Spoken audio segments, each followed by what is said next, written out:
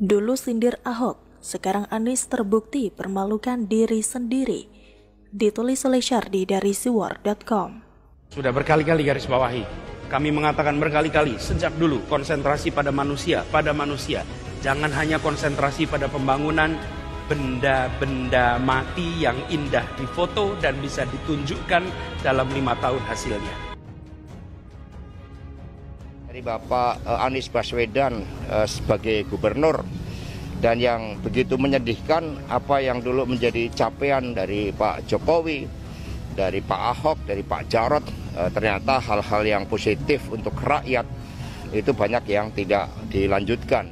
Pada tahun 2016 ketika Anies masih menjadi calon gubernur, dia sempat menyindir Ahok.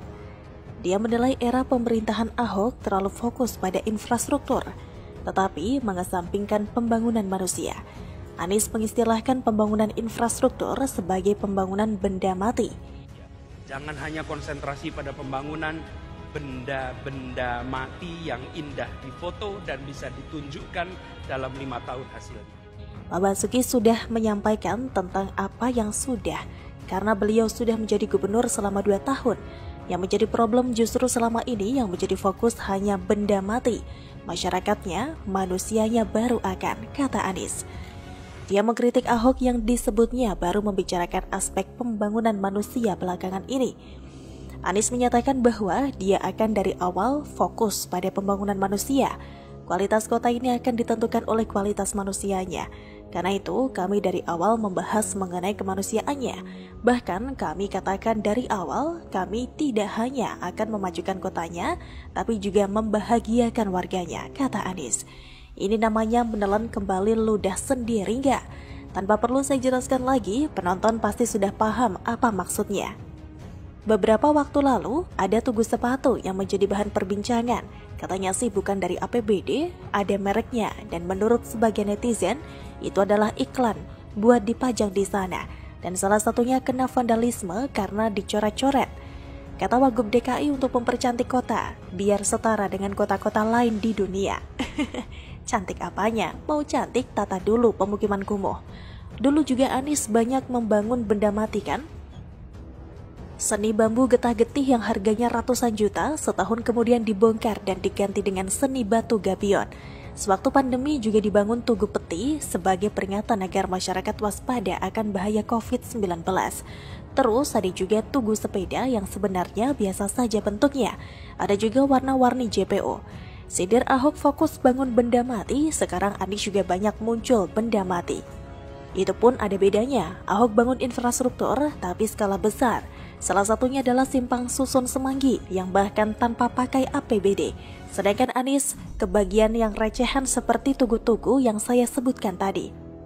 Mungkin maksud Anies waktu itu adalah Ahok tidak sanggup seperti dirinya yang mampu membangun benda mati skala receh tapi mendapat apresiasi luas. Kita justru bingung dalam hal pembangunan manusia, Anies sudah lakukan apa saja? Rasanya tidak ada deh.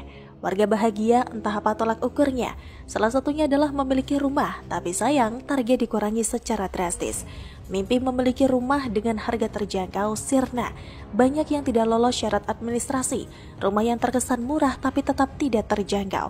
Tapi kalau tolak ukurnya adalah membahagiakan warga dengan janji manis yang lebih manis dari gula, mungkin Anies bisa dikatakan berhasil membuai warga dengan janji surga, sehingga mereka melayang saking senangnya. Hidup dalam mimpi, angan dan harapan yang sebenarnya palsu.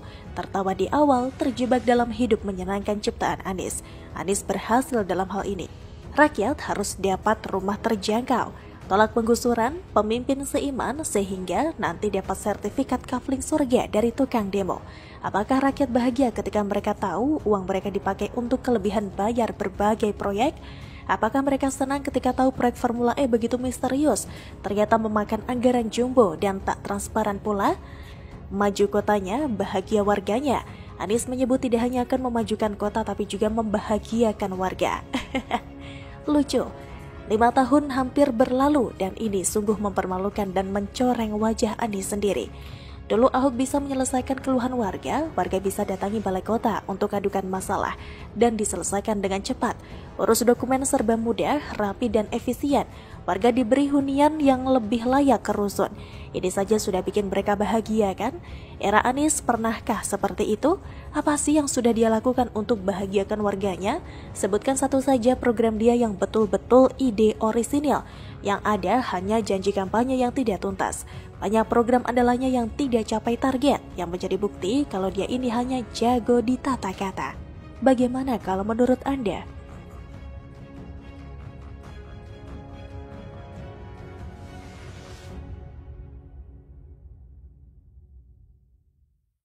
Anies Baswedan belum bayar biaya Dasawisma 6 bulan lebih. PSI undang ke JIS bisa, bayar enggak bisa. Ambiar. Ditulis oleh tim redaksi jurnal dari berbagai sumber. Dia memang didesainnya adalah cari hanya untuk mendata tentang kondisi keluarga 10 atau 20 rumah, tapi faktanya jadi pasukan serbaguna. Hampir semua urusan pemerintahan itu dikerjakan dan menjadi beban. Para RT ataupun RW bisa bersinergi dengan jabatan pimpinan daerah, mensinergikan rencana kegiatan mereka yang mendapatkan dukungan program. Agar seimbang antara tugas dan apa yang dia peroleh, kita perjuangkan untuk 2022 itu bisa ditambah nilai biaya operasionalnya. Anggota DPRD DKI Jakarta dari fraksi PSI, Eneng Maliana Sari, mengaku mendapat banyak laporan dari para dasawisma yang belum menerima biaya operasional selama lebih dari 6 bulan lamanya.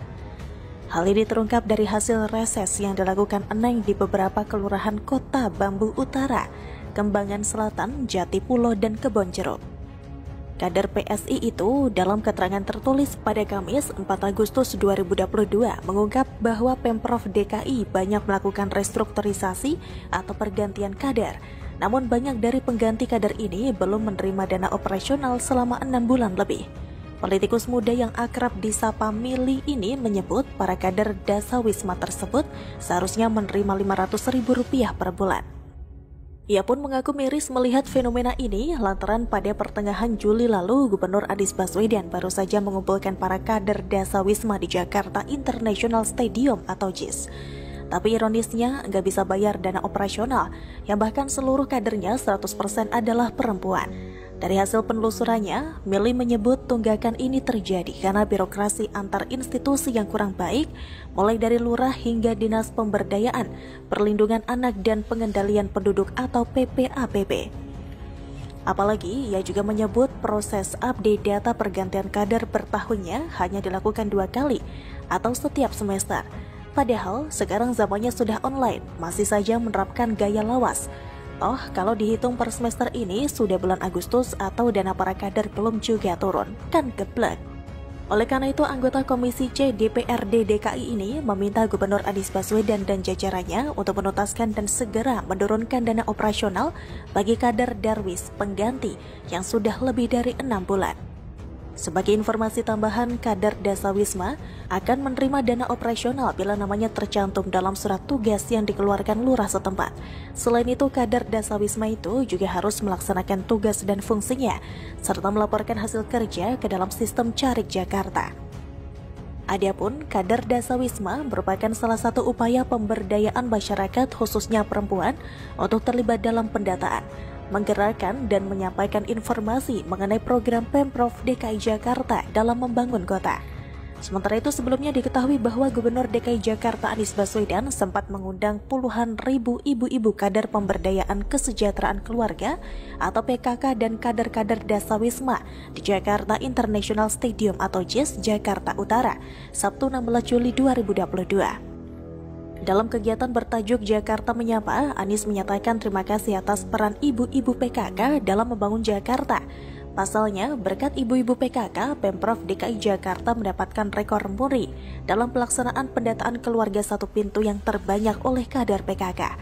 Selain memberikan apresiasi, dalam kegiatan Jakarta Menyapa ini, Pemprov DKI Jakarta meluncurkan Dashboard Sistem Informasi Manajemen atau SIM PKK, Data Carik Jakarta dan Peresmian Pusat Pelayanan Keluarga atau PUSPA.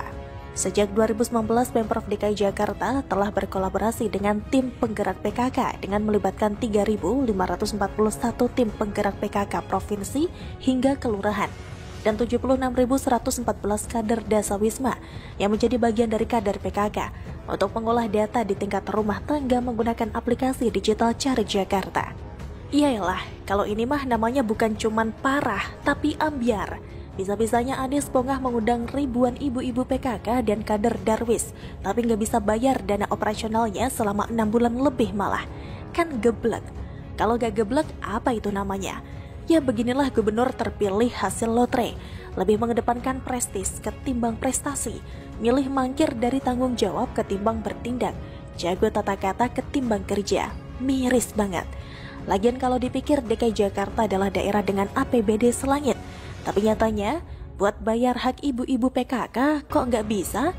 Emang kerja cuma cukup dikasih apresiasi doang, Nis? Mikir, bagaimana kalau menurut Anda?